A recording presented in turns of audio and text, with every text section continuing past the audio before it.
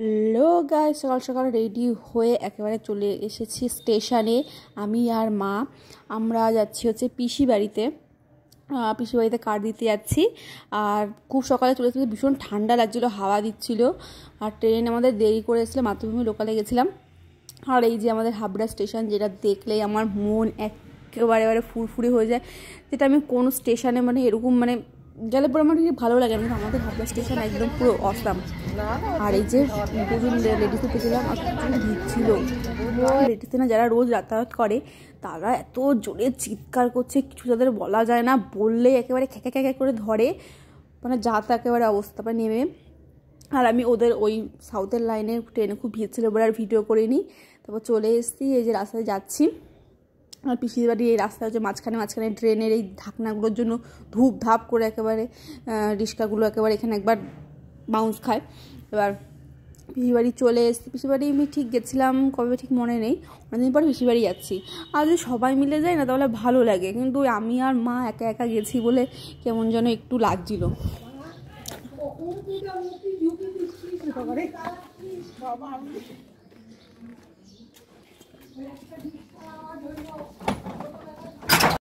পিসির বাড়িতে এসে খেয়ে দিয়ে পুরো দুপুরে শুয়ে নিয়েছি একটু, আর মা পিসে শুয়েছে আর আমি শুয়ে আছি, কারণ অনেক সকালে ঘুম থেকে উঠেছি বলে একটু ঘুম পাচ্ছিল। তারপরে বিকেলে রেডি হয়ে আমি গেছিলাম বৈশাখী দিদির বাড়িতে, মানে পিসির মেয়ের বাড়িতে।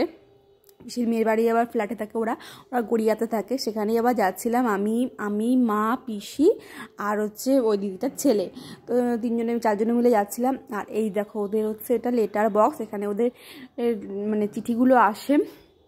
এখন মনে হয় খুব একটা আসে না, তাও মানে টুকটাক আসে। আর এই যে দিদির ছেলে আনছিলাম যে একটু ভিডিও করি, বলে না আমি ভিডিও করি না, আমার ভালো লাগে না, তাই ও আর ভিডিও করেনি। ও যা পাকা দুষ্টু কি বলবো। তারপরে দাঁড়িয়ে আছি লিফটে উঠবো বলে। আর লিফটে না মানে ওঠার পরে লিফটে যে কেমন একটা মানে পা দেওয়ার পরে মানে একটা ধাক্কা টাইপের দেয় না, কেমন যেন একটা, তখন গাটা পুরো মানে ছেড়ে দেয় ভীষণ, ওই জায়গাটাও না কেমন একটা ভয় লেগে যায়। এবার মা না আমাদের তো লিফটে ওঠার খুব একটা অভ্যাস নেই, এই গেলে পরে যা ওঠা হয়। মা ভয় পেয়ে মানে মা উঠেছে বলে কি আমার ওই মানে ওই যে ধাক্কাটা খায় ওরকম বলে কি আমার না ভয় লেগে যায়। তাই আমি এখানটা ভিডিও করছিলাম। আর মুখটা আমি মানে ঠিক করে দেখাতেও পারিনি, যে মুখটা আমার আমি ক্যামেরার দিকে মানে তাকিয়েছি যে আমার মুখের দিকে ক্যামেরাটা আছে, তারপরে আমি খেয়ালও করিনি যে আমার ক্যামেরাতে মুখটা নেই। তারপরে এই যে পিসি বাড়িতে পিসি চা মানে দিদি বাড়িতে এসে পিসি চা খাচ্ছে। আর আমার যে আমার চা এসে গেছে, যে চা কতগুলো বিস্কুট দিয়েছে, এতগুলো বিস্কুট খাওয়া সম্ভব না, বিস্কুট দিয়ে তারপর চলে আসলো সিঙ্গারা খাওয়ার পরে আমরা এই ছবিগুলো দেখছিলাম। সম্পূর্ণ শেষ। এটা আমি কালো কেমন ছিল, বুলটি প্রীতমের চোখ বন্ধ ছবি। এইটা শোনাই ছোট মামার ছেলে অতনু বৌদি, দেখি কেমন রোগা ছিল তপতি বৌদি। হ্যাঁ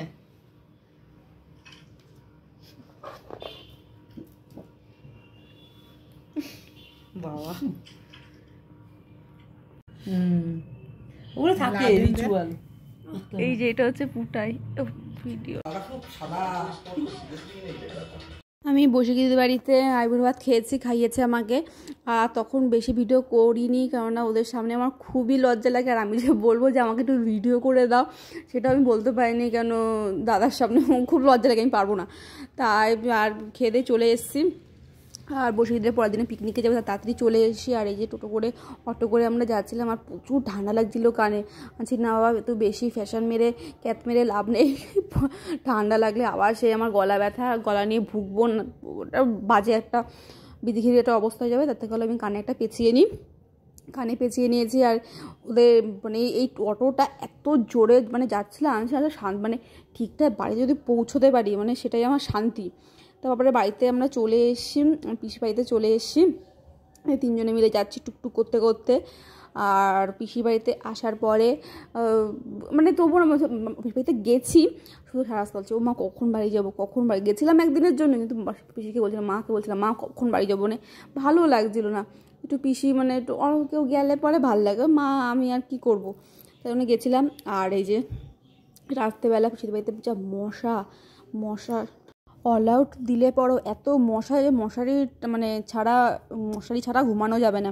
এবার আমাদের মশারি টানোর অভ্যাস নেই তো, শোয়ার মশারির ভিতরে তোমার একটা অস্বস্তি বোধ লাগছিল, তাই না বেশি বলছে মশারিটা টানিয়ে তারপর তারপরে এই যে পরের দিন সকালে দুপুরবেলা সকালে রেডি হয়ে যাচ্ছিলাম আরেকটা দাদা বাড়িতে, মানে পিসির ছেলের বাড়িতে, ছোটো ছেলের বাড়িতে যাচ্ছিলাম কাঠ দিতে। এবার তখন যাওয়ার জন্য আর একটা রাম ঠাকুরের মন্দিরে যাব বলে একবারে রেডি হয়ে গেছি। তারপরে তার একটু পরে দুপুরবেলা বেরিয়ে যাব, তাই একবারে রেডি হয়ে গেছি। তারপরে এই যে এই টপটা পরেছি আর একটু দেখছিলাম যে কেমন লাগে, তা দেখি ভালোই লাগছে দেখতে। তারপরে যে আয়না একটু দেখছিলাম নিজেকে একটু, আর আমার একটু আয়নার সাথে দাঁড়াতে তো খুবই ভালো লাগে একটু নিজেকে দেখতে। আগের থেকে অনেকটা মোটা হয়েছি, রোগা হওয়ার কোনো টিপস থাকলে তোমরা আমাকে অবশ্যই বলো। আর এই যে টোটোতে বসে আছি, আর বোধবাড়ি থেকে ভিডিও আমি করিনি, একটাই কারণ লজ্জার জন্য ভিডিও করিনি। জানি ভিডিও করতে গেলে লজ্জা সব কিছু দূর দিতে হয়, কিন্তু আমি তাও পারিনি, ভিডিও করতে পারিনি। আর মিষ্টিকে একটু দিয়েছিলাম মিষ্টি আনতে, ওই রাম ঠাকুরের মন্দিরে যাবো এখানে মিষ্টি আনতে। আর এই যে দেখো এখানে কতগুলো সরস্বতী ঠাকুর আর এই যে রাম ঠাকুরের মন্দির। এই মন্দিরে আমি আগেও এসেছি, কিন্তু তখন আর ভিডিও করা হয়নি। মন্দিরটা অনেক বড়। আর এখানে মা বলছিল ধুতি দেবে ঠাকুরকে, ধুতি মিষ্টি টাকা মানে দক্ষিণা যেটা দেবে। এবার মাকে বলছিলাম মা তুমি একটুখানি ভিডিও করো, আমি একটু ঠাকুরকে একটু নমস্কার করবো। এই যে আমার মা ভিডিও করেছে। আমি পরে প্রথমে দেখিনি যে মা এরকম ভিডিও করেছে, পরে আমি দেখছি যে মা এরকম ভিডিও করেছে, আমার মুখটাই দেখা যাচ্ছে না। আর আমার মা সত্যি কথা বলতে মা একটু ভিডিও এরকম করতে পারে না।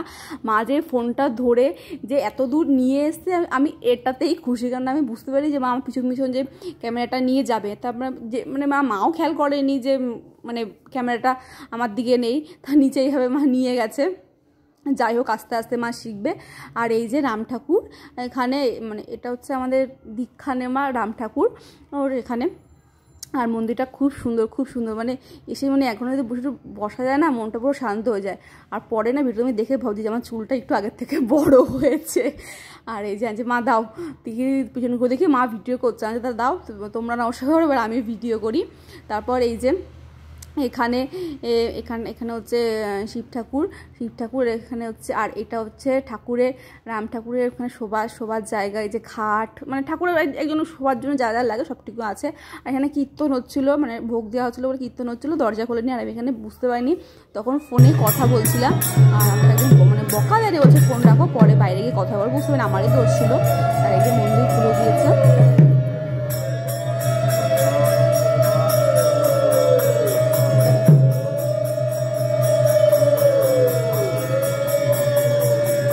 তারপর ওখানে একটু প্রসাদ খেয়ে তারপরে আমি আর মা পিসি বাড়িতে চলে এসেছি, কারণ আমাদের ট্রেন ধরতে হবে, যাবো অনেক দেরি হয়ে গেছে। তারপরে এই যে আমি আর মা যাচ্ছি কারোর বাড়ি, তখন বলছিলাম যে খারাপ লাগে যখন চলে আসছিলাম না, তখন একটু খারাপও লাগছিলো, পিসি আবার একা থাকবে।